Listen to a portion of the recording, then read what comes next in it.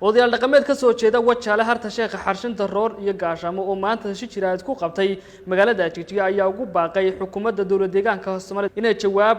si degdeg uga bixiso hadalkii dhawaan uu bartiisa Facebook ku qoray wasiir ku-xigeenka xafiiska madaxweynaha dawladda deegaanka Soomaaliya Cumar Faaruq Warfaa waxaana horeyntii halkaasi ka hadlay ugaas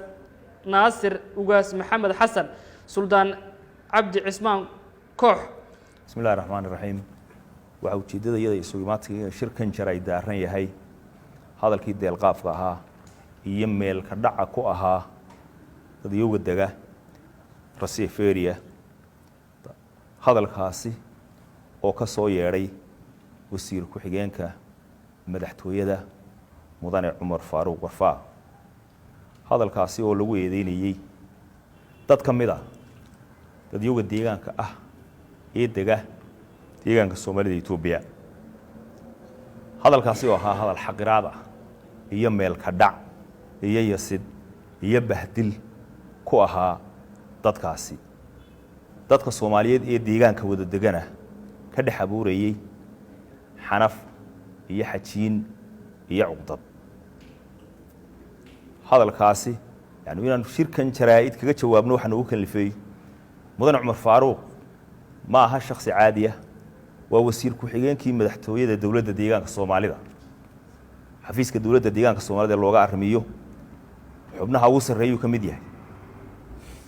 qof caadi ma aha waa masabkii ugu sarreeyay ee deegaanka laga hagayay waa halkii ummadda la isaga soo jiidayay waa halkii ummadda laga hogaaminayay ee ahayd inay cadaalad iyo midnimo iyo sinaan iyo dhimirsanaan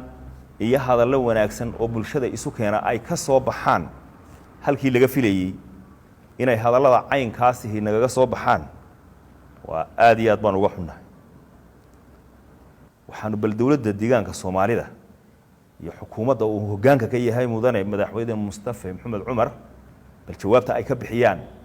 wixii dadka qancin lahaa ee lagu hadli lahaa ee lagu oran lahaa iyo bal go'aanka uu qaato ayaanu eegaynaa maahmaahba tiraan reer u weyn iyo naagnaaga ka umlisay Madiina siduu wax og yahay uma sheego markaan anagu nahay odayaashii dhaqanka ee deegaanka markasta deegaanku inta uu baaxad leeyahay xilkan saarani wuxuu yahay wax kasta oo wanaajina inaanu gallo wax kasta oo xumaynana inaanu kortano marka taa laga yimaado hadalka maalinta dhow baxay wuxuu sii socdaa meel fog buu sii socdaa waxaana soo kiciyaysaa ka inaanu meesha fog ee uu sii socdo aanu joojino oo inamada u hadlaya xagga iyaga ka hadlaya ee weeraraya iyaga laftoodu maxaan ku raadayay hadalkii wasiir ku-xigeenka iyo kuwa soo difaacaya maanta baad shaqadaadii qabsatay labadaba waxaan leenahay joojiya social media wuxuu xumeeyaa wanaagga dadka iyo wada oolaanshiyaha kuwa iyaga iyo kuwa kaleba waxaan leenahay walaalayaal wanaagga la isbaraa xumaan la isma faree arrinta lafteeda halkeeda ku baqtiya xumaha lama kordhiyo marka waxaan leenahay madaxweyne arrinta lafteeda annagu kala hadli mayno wasiir ku-xigeen adaan kala hadlayno haddaanad la qabin jawaab rasmi ah ka bixi apologies iyo xaal ka bixi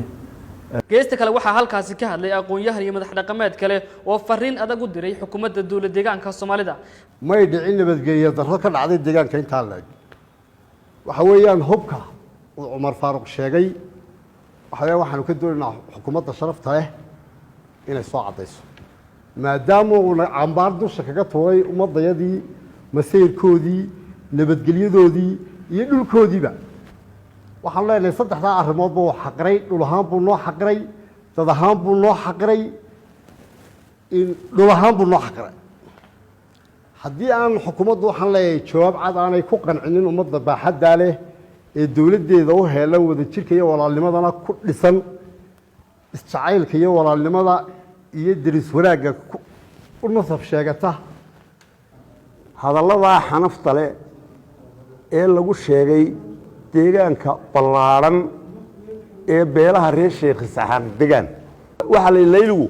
biyaha uurkiisa ku jira ayuu ka buuwaa wata wixii uurkiisa ku jiray uu baa ka soo baxay wasiir ku-xigeenka madaxtooyada oo xaqiiqo ah waxaanu u sheegnaa madaxweynaha arrintaa au nagu eedeeyey wasiir ku-xigeenka madaxtooyadu ee au yidhi beelaha reer sheekh isxaaq 2 qabalay bay ku leeyihiin 2da qabalayna waxa soo mara hub iyo kontrabaan waxaanu ka doonaynaa inuu caddayn laga helo wasiirka madaxtooyada oo nagu caddeeyo halka hubku iyo kontrabaanku loo soo maro waxaan leeyahay waa meel ka dhac aan arrintaasi aad iyo aad aan uga